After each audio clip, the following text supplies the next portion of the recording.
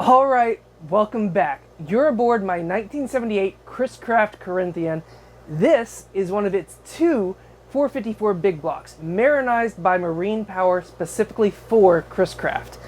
This one is broken. If you were here last time, you know it was only running on 7 out of 8 cylinders.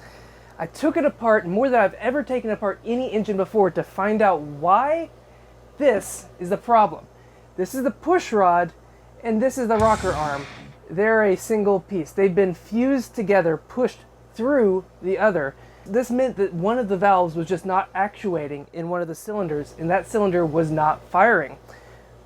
Fortunately, I was able to track down a whole brand new set of push rods and rocker arms. It wasn't cheap. Let's see how much it was. It was $142 for 16 push rods and 16 rocker arms. Overall, I mean, considering boat parts, that's not bad. I've spent a lot more for a lot less in the past. So right now, my number one goal is just to put these brand new parts in that engine. I know that where there's one problem, there's probably several more. There could be seized valves, there could be something wrong with the camshaft. I've read a lot of your comments, and you're right. If I want to do this 100% correctly, I should take it to the bare block. I should remove everything, hone everything down, replace any parts out of spec. Bottom line is, I don't have the time, the expertise. I don't know how much that would even cost to do. I am fairly confident that just replacing these parts is going to do enough. If I find any other problems along the way, then of course those will have to be addressed. But for right now, let's open it up. Let's get some new parts in this thing. It's actually been more than a week since I've been able to get back into the engine room. Let's pull up this cover again and see what we're working with, because at this point I need to double check, make sure my memory is correct. Alright, just as I remember, this is the valve that was stuck. So I took out the rod and the rocker from that. This I took off to get a measurement for each push rod, because there's actually two different lengths push rod for each valve. So I was able to get two different replacement lengths. Right now I'm going to take off every single rocker arm, remembering which ones are long and which ones are short, and then I can get a little bit more access to the valves and see if any of them are stuck or need any help.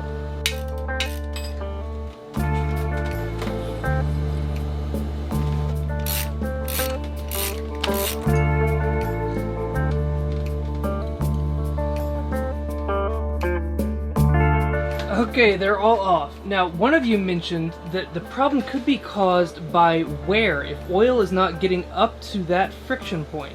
If I hold this rod just right, you can see that there's actually a hole through the entire thing. And light and oil, more importantly, can get through that rod up to that friction point and oil the joint. Someone suggested that maybe the one that failed was not able to get the oil there. That was a very interesting point. You'll notice it is bent. That was probably bent when it pushed through the rocker. If I hold it just right, you'll be able to see there is light coming through. It is not blocked, so there was oil able to come up through this push rod and lubricate that joint. So that was not an issue.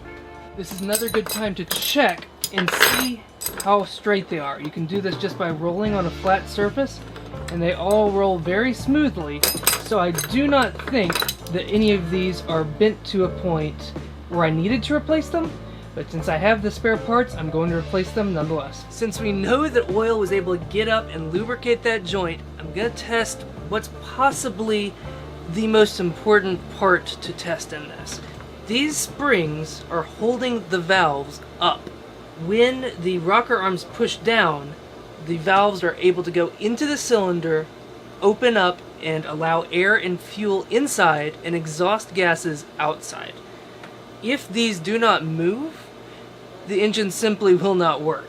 It is extremely important that these valves are not seized, and I think it's possible that one of them is.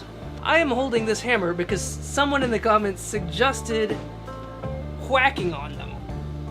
I don't know if that's such a great idea. It might work. It's very possible that it would work. but instead I'm going to use it as a push point. You can see that this valve does indeed open. It takes a lot of force to do that. So that's good.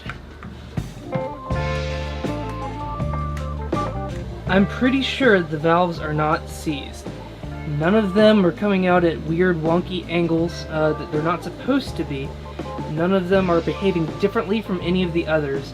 They all have pretty much the exact same spring resistance. There was no click or crack or anything when I pushed down on any of them.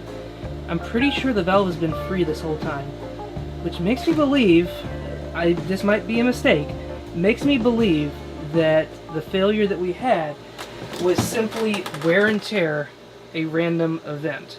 This could have been a bad rocker arm to begin with. It could have had a very slight flaw that made that point weaker for some reason.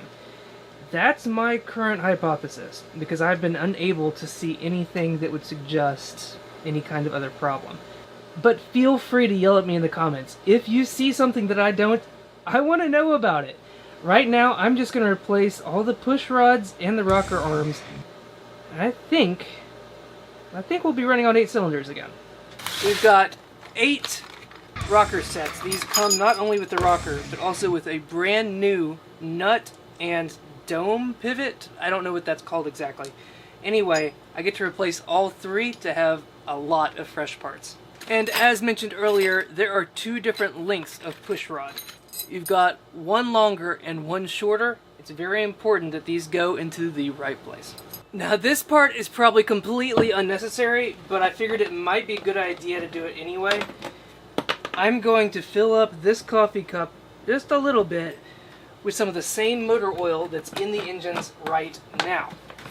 Don't worry, I am never ever going to use this coffee cup for drinking again. And that means I can kind of dip the push rod ends into the oil, so at least there's some lubrication there and they aren't starting up dry.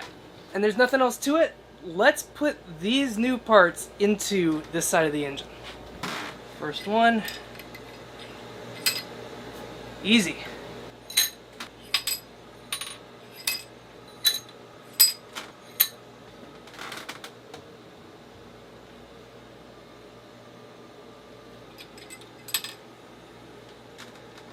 And while I'm here, look at the finish on the valve lifters. Butter smooth. Okay, I may have spoken a little bit too soon. These ones are torn to hell. I can't leave these here with a clear conscience. I just can't do that to these engines. I guess I'm gonna have to get new ones, which is a shame because I saw a whole new set when I bought the boat. I didn't know what they were, so I threw them away. Dang it, live and learn. So I guess this project is on hold until I can get new hydraulic lifters.